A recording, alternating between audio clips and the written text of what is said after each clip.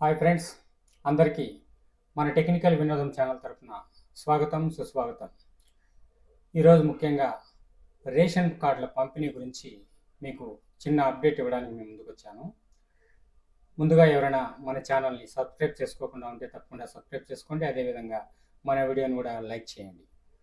టాపిక్లో భాగంగా ఈ నెల ఆగస్టు 25వ తేదీన రాష్ట్ర ప్రభుత్వం రేషన్ కార్డులు, స్మార్ట్ రేషన్ కార్డుల పంపిణీని జరపనుందన్నమాట.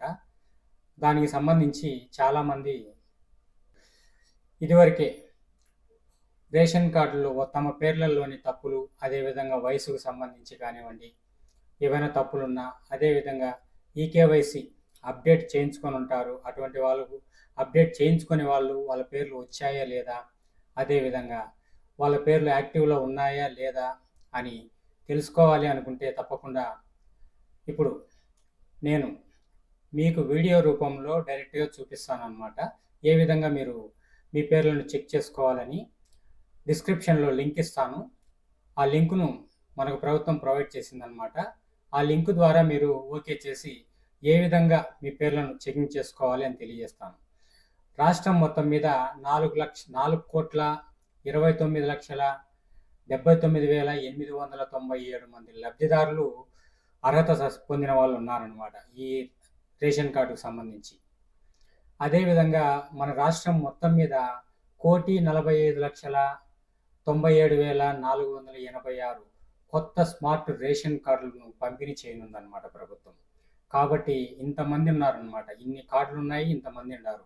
వీళ్ళల్లో పేర్లు కరెక్ట్గా ఉన్నాయా లేదా అని ఎవరైతే చెక్ చేసుకోవాలా అని అనుకుంటారో అటువంటి వాళ్ళు తప్పకుండా మన ఛానల్లో ఇప్పుడు నేను ఇచ్చినటువంటి లింకుని, డిస్క్రిప్షన్లో లింకును ఓకే చేసి ఇప్పుడు చెక్ చేసుకోండి. అది ఎలా చెక్ చేసుకోవాలని వీడియో చూపిస్తాను.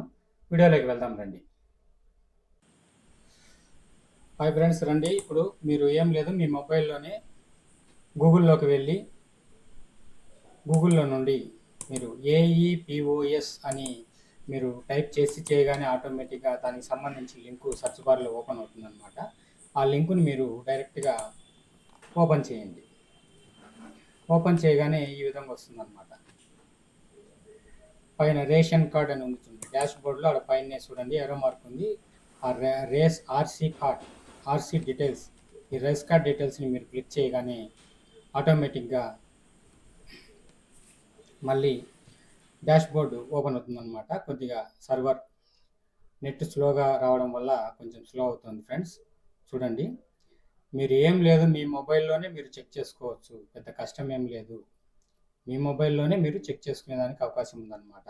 ఈ ఆర్సీ డీటెయిల్స్ అని మీరు ఆడ క్లిక్ చేయగానే ఆటోమేటిక్గా చూడండి ఓపెన్ అవుతుంది. ఓపెన్ అయింది చూడండి. అక్కడ చూడండి RC number, enter RC number అని ఉంది చూడండి. అదేవిధంగా పక్కన సబ్మిట్ బటన్ ఉంది. ఇక్కడ ఏం లేదు ఫ్రెండ్స్, మీ రైస్ కార్డు సంబంధించిన నంబర్ని అక్కడ టైప్ చేయండి సర్చ్ బార్లో. మీ రైస్ కార్డ్ నెంబర్ ఏదైతే ఉందో మీ రేషన్ కార్డ్ నెంబర్ని అక్కడ మీరు టైప్ చేయాలన్నమాట. టైప్ చేసిన తర్వాత పక్కనున్న సబ్మిట్ బటన్ని క్లిక్ చేయాల్సి ఉంటుంది. చాలా సింపుల్ ఫ్రెండ్స్, ఏం లేదు, పెద్ద కష్టం ఏం లేదు.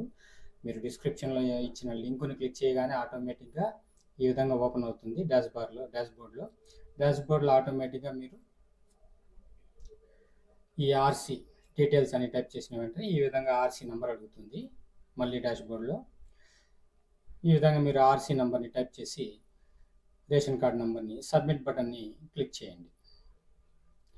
ఎవరైతే తమ పేర్లు కరెక్ట్గా ఉన్నాయో లేదో అని చెక్ చేసుకోవాలా అని అనుకున్న వాళ్ళు అనమాట. చూడండి ఓపెన్ అవుతుంది. నెట్ కొంచెం స్లోగా ఉండడం వల్ల సడన్గా ఆన్ కావడం లేదు. గవర్నమెంట్కి సంబంధించినటువంటి ఏవైనా కానీ చెక్ చేయాలంటే కొంచెం స్లోగానే ప్రాసెస్ ఉంటుంది. చూడండి, ఇప్పుడు డాష్ బోర్డు ఓపెన్ అయింది చూడండి, మన రేషన్ కార్డ్ డీటెయిల్స్ మొత్తము.